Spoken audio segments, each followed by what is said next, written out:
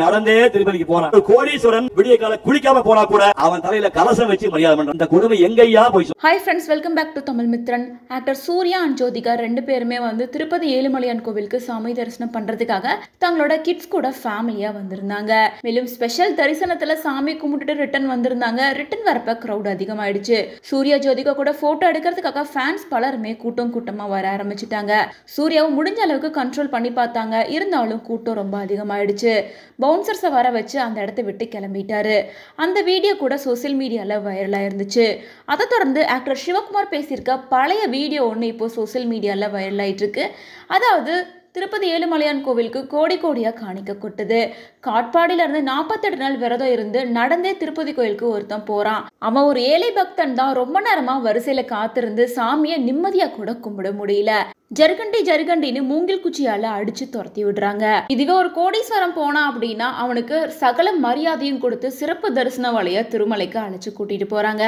அதுக்கு முந்தின நாள் நைட்டு தான் அவன் மது போதையில இருந்திருப்பான். காலையில குளிச்சானா இல்லையான்னு கூட தெரியாது. அப்படி ஒரு கோடீஸ்வரம் போய் சாமி கும்பிட போனா அவன் தலையில கலசம் வச்சு சகல மரியாதையும் பண்ணி அனுப்புறாங்க.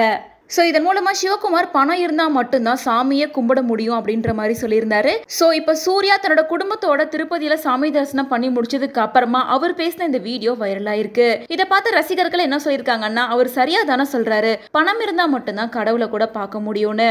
ஸோ இதுல எந்த தப்பும் இல்லை அப்படின்றாங்க. ஆனா இன்னும் சிலர் என்ன சொல்லிட்டு இருக்காங்கன்னா, இதை அவங்க பையனுக்கு சொல்லணும், முதல்ல அவங்க பையனை கியூல நின்று சாமி கும்பிட சொல்லுங்க. இவர் சொல்றதெல்லாம் பார்க்கும்போது சூர்யாவை தான் சொல்றாரு. ஸோ அவர் குடும்பத்தில் இருக்கவங்கள முதல்ல சரி பண்ணிக்க சொல்லுங்க, அதுக்கப்புறமா மற்றவங்களுக்கு அறிவுரை சொல்லலாம் அப்படின்னு சொல்லிட்டு சிவகுமாரோட இந்த ஸ்பீச்சையும் சூர்யா நேற்று திருப்பதி வந்ததை பற்றியும் நெட்டிசன்கள் கமெண்ட் பண்ணிட்டு இருக்காங்க. இன்னொரு பக்கம் சூர்யாவுக்கும் சிவகுமாருக்கும் ஆதரவாகவும் கமெண்ட் பண்ணிட்டு இருக்காங்க. அதாவது அவர் பொதுவாக தான் சொல்றாரு, சாமி கும்பிடு அப்படின்னாலும் அதுக்கு பணக்காரனா வேணும், பக்தி இருந்தால் மட்டும் நிம்மதியாக சாமி கும்பிட முடியாது அப்படின்ற மாதிரி சொல்லியிருக்காருன்னு சிவகுமார் சூர்யாவோட இந்த பிரச்சனை தான் சோசியல் மீடியால இப்ப பேசு பொருளா மாறி இருக்கு. இது பத்தி உங்களோட ஒப்பீனியனை கமெண்ட்ஸ் மூலமா ஷேர் பண்ணுங்க.